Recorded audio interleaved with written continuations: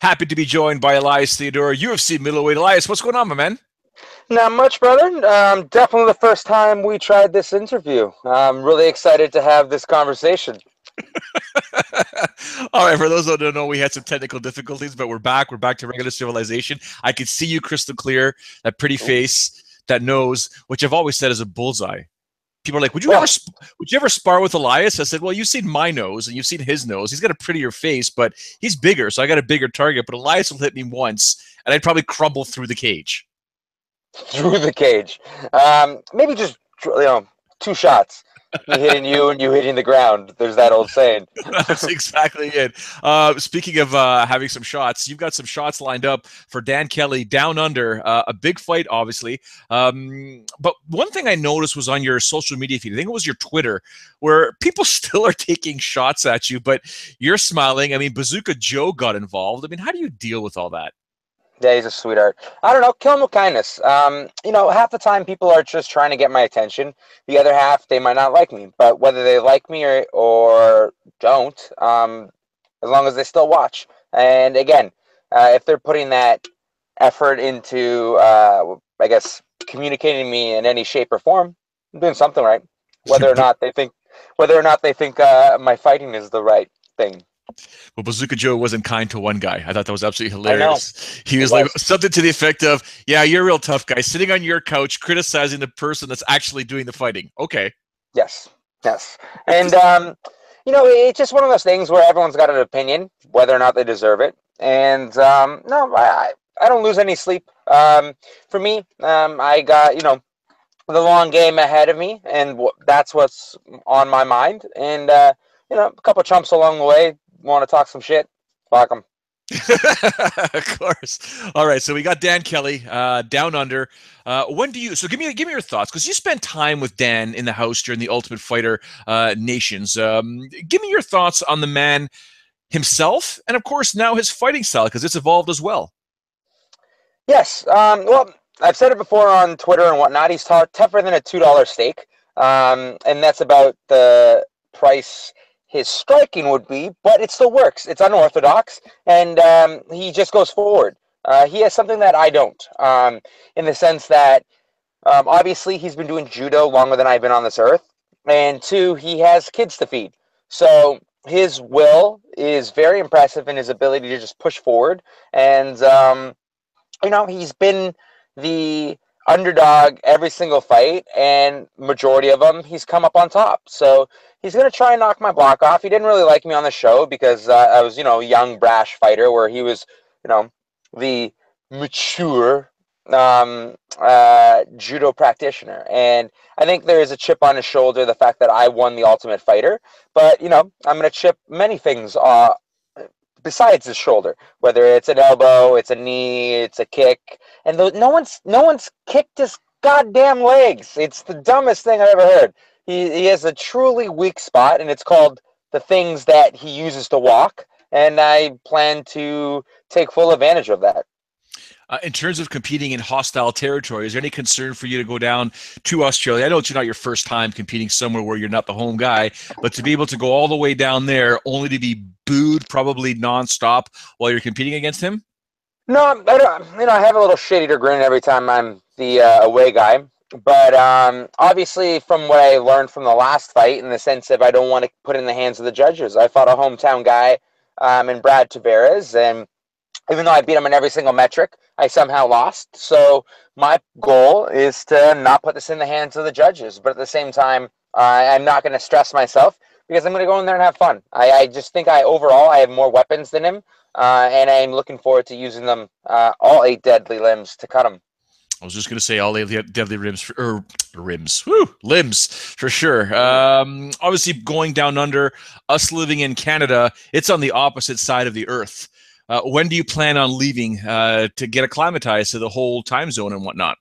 Yeah, I'm going to go about 2-3 weeks before. I will be fighting in the future. Technically, I will be fighting November 19th, while everyone else, like yourself, will be watching it November 18th. So really pumped about being in the future.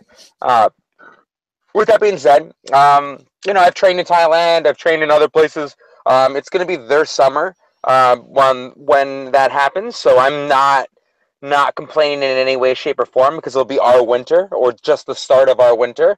And I'll be there, I think, in total of 5-6 weeks altogether. So, it's part of the reason why I got into mixed martial arts, the fighter's journey.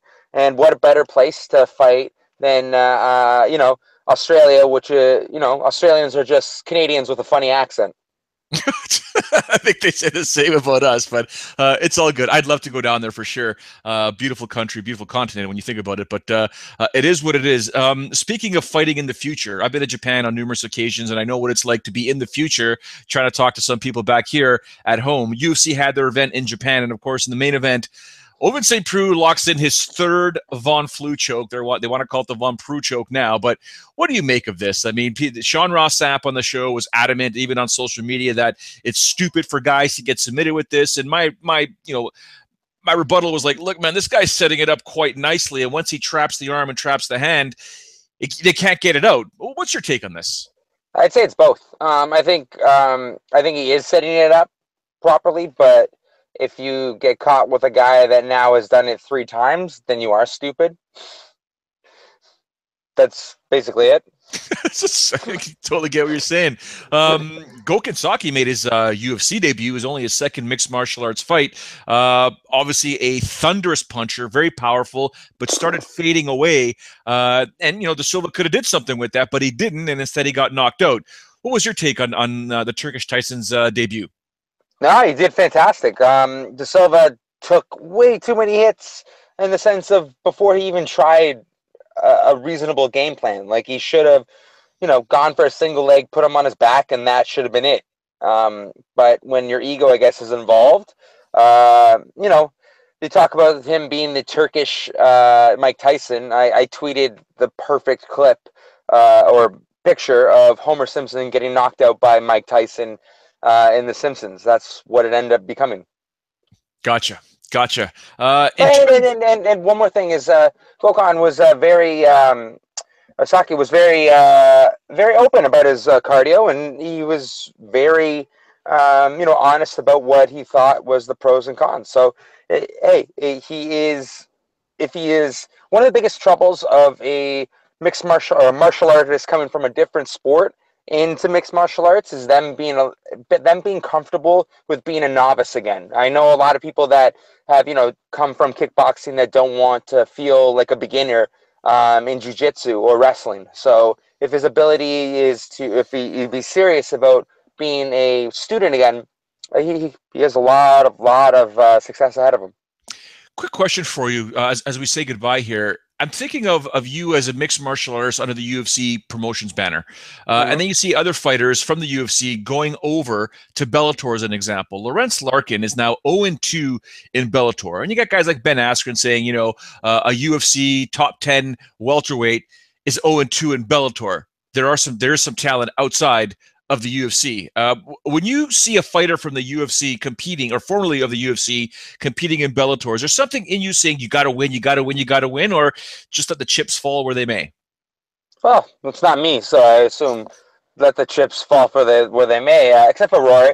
No, I would say that 170 with a little asterisk on the Askren comment is the idea that 170 is their best division, and 205. So, whether a 155 or, the top 5 155s or the top 5 185s, would they make a splash in UFC? Not too many. You got the exceptions of the rule. Chandler, not Chandler. Either way, Musasi at 185, blah, blah, blah, blah, blah. So there are exceptions to the rule, but, whether it's brand name or just size of the roster, UFC is still the boss. I can tell by the architecture behind you that you're in Montreal. I think I've been on that street. What's the latest with you right now? Just getting ready to go just getting ready for my next training session. Same old, kicking ass, taking names. That's it. Listen, I want to thank you for your time. Best of luck in the training session. All the health in the world to you and all your training partners. Right back at you. And your training partners.